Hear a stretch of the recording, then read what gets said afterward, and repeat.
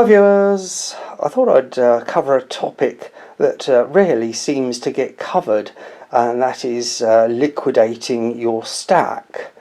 Now, we all see the comments saying, oh, just buy and hold, but at some point that stack is going to have to be sold. And, if that is after your passing and your relatives selling it, your loved ones, they will probably just take the whole lot to a dealer and accept an offer, which is probably way under what your stack is worth, simply because the dealer's got to make a living. That's how they earn their money, profiting from items they purchase. So I think something to consider is maybe liquidating before you're passing some of it. It's a difficult decision, that one. It's a difficult one, but or you kind of let your loved ones know what those things are truly worth. Maybe label them all up or something. I don't know. Let me know your thoughts on that down in the comments. Now I've put together 3 countries bullion which we know are very liquid, and I'm going to start with the Canadian maple. Now some of you know I'm on Discord once a week chatting with Mike in Canada, so I get all the info about Canadian deals. And obviously maples are very liquid in Canada, and I know you have some tax legislation regarding the purity of the silver, being 4 nines or whatever it is more. But Mike tells me that the Voyager dollars are extremely liquid. He's always buying and selling them and putting together sets. He's having a great time, actually. And obviously, as we know, there's so many different platforms now where you can buy and sell. If Mike wants to mention it down in the comments, he can. So there's what are known to be liquid in Canada, the maples, whether they're silver or gold, and obviously the 80% Voyagers, or the 80% Canadian silver, not necessarily Voyagers, could be the goose dollar or whatever. And obviously most of my subscribers are in the States, so you will know in the States obviously the Eagles are probably the most liquid. And likewise with your what you call, no, I don't call it junk silver, Morgans and Peace dollars, and obviously the gold, the infamous gold buffalo. Now some of you will remember when I bought this, and I paid $1,840 for it, and so my little buffalo that I thought I would never ever make any profit on is doing okay. Now obviously in the UK you would all assume that I knocked some coins over there. No, you wouldn't assume that, but I did.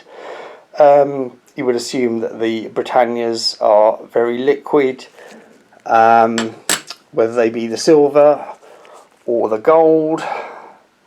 And equally, I'm sure a lot of you know that the sovereigns are also extremely liquid. But what I would really like to discuss is my personal experiences with liquidity. Now, you would think that government issued coinage is very liquid, which it is, but in my personal experiences, all silver is actually been liquid, and all gold. Doesn't matter where that gold's from, doesn't matter where that silver's from. If it's made of, silver or gold, whether it's Mexican, oh, there's my proof like Olympics, Panama, Balboa, the French Hercules, Caramba, Mexican, Spanish. You know, whether it's bars, whether it's old, whether it's new or newish. The Justice Round, the Wall Street Bets. It all seems to be liquid. I've even sold silver jewellery on Marketplace. Well, not personally, I don't have Facebook, but Mrs. CCT does. So not sold any coins on there, but have sold silver jewellery on there, no issues whatsoever. But like I said earlier, there are so many platforms now where you can buy and sell.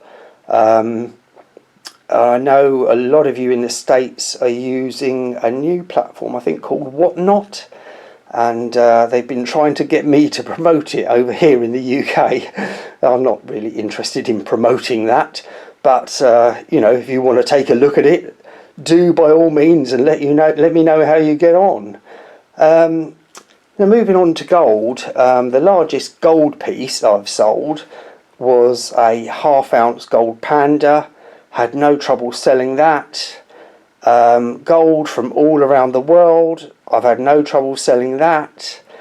And you know, another thing I would like to point out, a lot of the big dealers, they are always pushing this capital gains tax. Oh, you'll have to pay capital gains tax. The reality is that, you know, if you're just selling a few ounces of gold or a few 100 ounces of silver, you're not going to have to pay capital gains tax on any of it.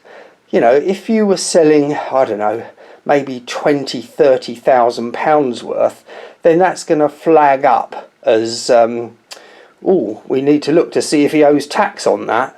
But, you know, if you're selling smaller quantities, you know, you're not going to have to pay capital gains tax at all. So it's, yeah, I'm not sure why the big dealers always make a big point about it. Maybe they think all the investors or their buyers are spending, you know, 20-30 grand on gold. Maybe they are. I'm not. I did just spend £600, but that's for another video. So yeah, so, you know, let me know your thoughts down in the comments for others to read that are watching the video. You know, what have you found easy to sell, hard to sell? You know, what country you're in, whether it's easy or difficult to liquidate certain pieces. Because for me personally, I've had no issue selling anything from any country whatsoever. You know, I'm not some big dealer, but I do sell a few pieces here and there, and yeah, I've not really had any great problem. I think a 5 ounce bar I had trouble selling here, but I sent it to the States and sold straight away. So but then, you know, I've got that facility, and not everyone has. So but yeah, so let me know your thoughts down in the comments. You know, what are you finding easy to liquidate? You know, what should you do with your stack? How do you intend to liquidate your stack? Are you just going to leave it to your family? Are you going to leave some kind of record of what they should be getting for it? Because that's, you know, that's an interesting point to think about. Anyway, I think that's about that for that video. Hope you enjoyed it, and like I said, do leave your thoughts down in the comments, and I will catch you on the next one. Bye.